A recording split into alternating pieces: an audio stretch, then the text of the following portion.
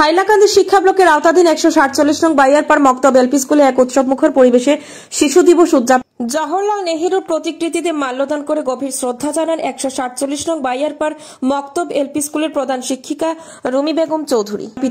পণ্ডিত জওহরলাল নেহেরুর প্রতিকৃতিতে ছাত্রছাত্রী, শিক্ষক, শিক্ষয়িত্রী ও অতিথিবৃন্দদেরকে নিয়ে মাল্যদান ও পুষ্পাঞ্জলি অর্পণের মাধ্যমে কার্যসূচির সূচনা হয়। এরপর শিশুদের মধ্যে চকলেট বিতরণ করা হয়। মাইক যোগে দেশাত্মবোধক গান ও জাতীয় সঙ্গীত পরিবেশনার মধ্য দিয়ে পুরো প্রাঙ্গণ মুখরিত হয়ে ওঠে।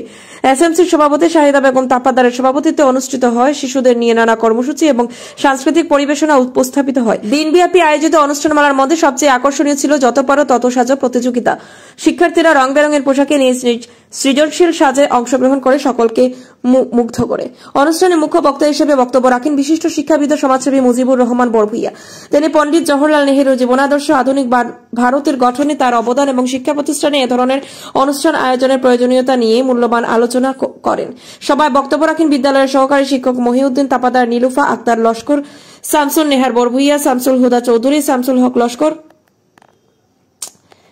বদরুল ইসলাম চৌধুরী ও মতিউর রহমান বরভূইয়া। বকরিহাওড়া চিপরসাঙ্গন ক্লাস্টারের অন্তর্গত বিভিন্ন শিক্ষা প্রতিষ্ঠানের ছাত্রছাত্রীরাও এই অনন্য শিশু দিবস অনুষ্ঠানে অংশগ্রহণ করেন।